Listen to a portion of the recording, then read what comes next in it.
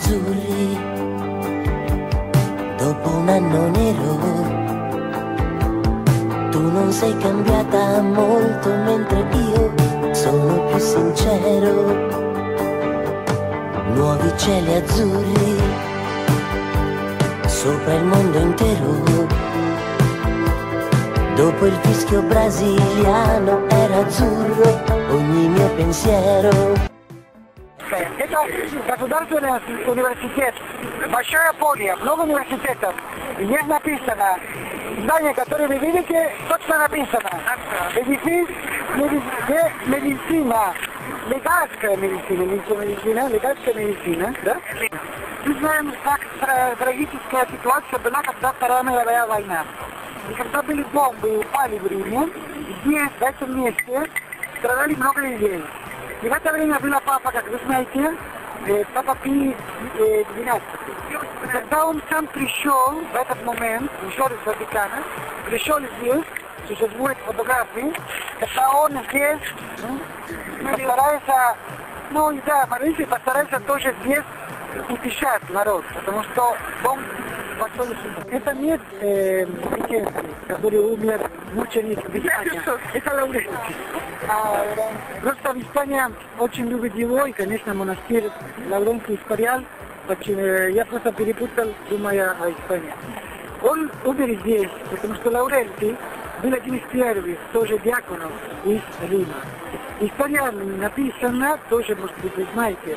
Этот диакон, сам папа подчинил его, чтобы он сделал, помогать бедным. Это место стало очень популярным местом паломников на первых веков. Потому что это было даже до первых, которые было потом по поводу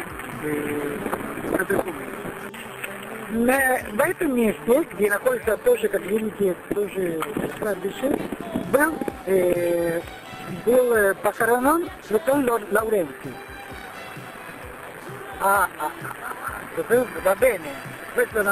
Потому что он диакон, но он родился в Арагоне. Он родился в Арагоне. Он родился в Арагоне, да? Правда. Но он не был казнен в Испании, был казнен здесь.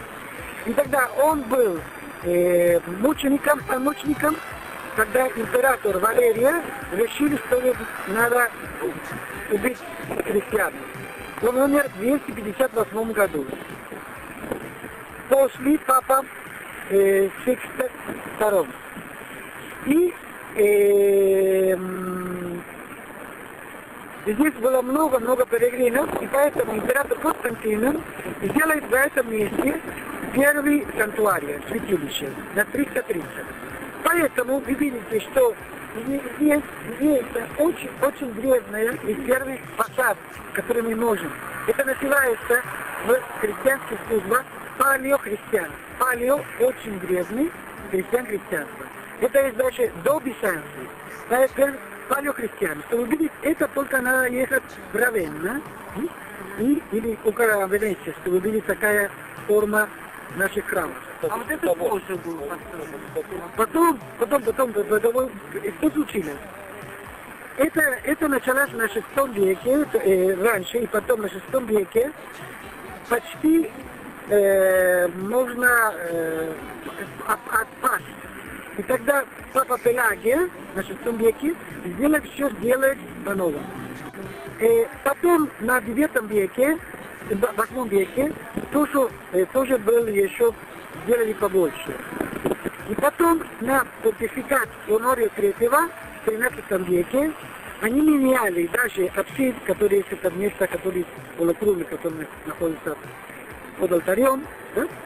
И поэтому, когда мы видим, что внутри даже есть один момент, когда пал барокко, во время барокко пал тут этот храм, и была сделана снова в 1855 году.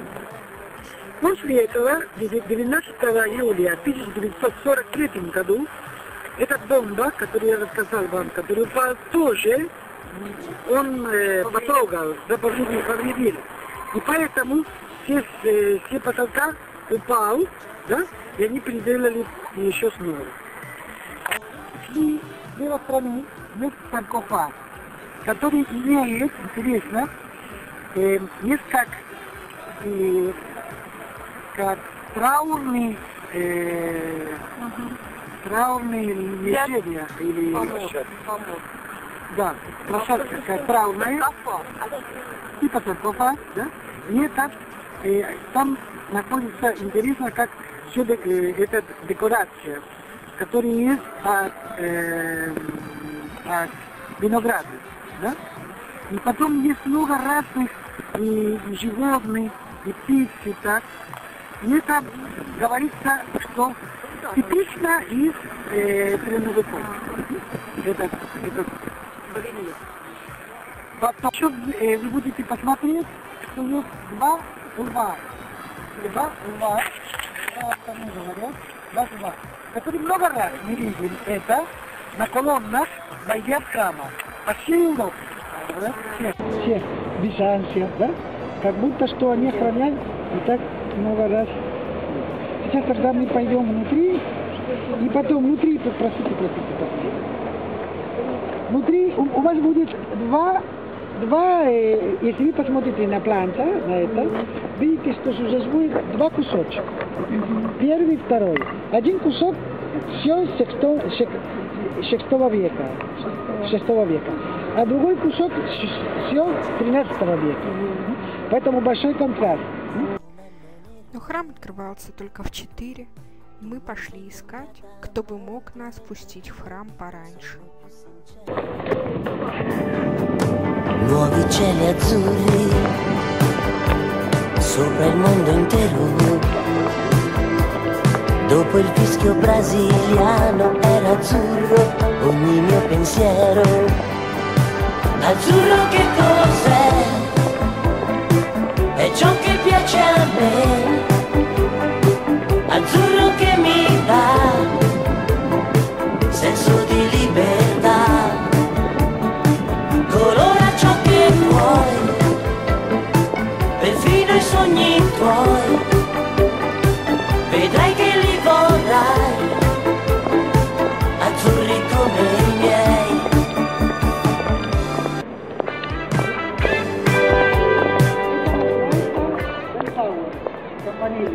Или колокольчик.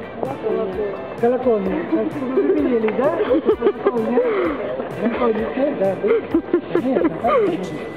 Это колокольня, да? И эта колокольня очень древняя. Именно она в 13 веке. Несмотря на то, что начало на 6 веке тоже так начали делать. Причина другая, потому что все это есть это и Ренессанс, конечно, на плохом состоянии, да? И также русская манера, все Петров и так далее. Тогда, смотрите, что интересно написано там. Это дали... Неплохой просто стиль.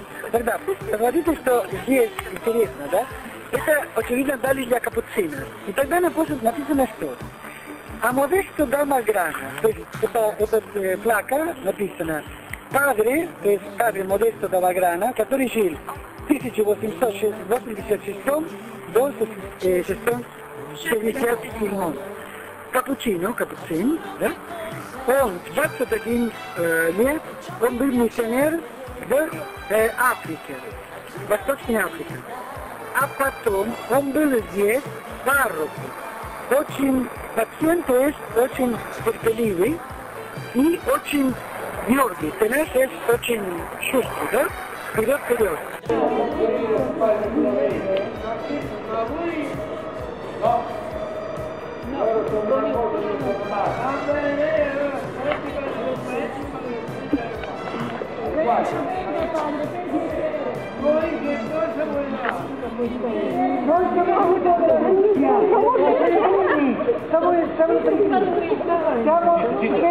Facciamo pellegrinaggio alla Russia e adesso dobbiamo andare poi alla Santa Croce no,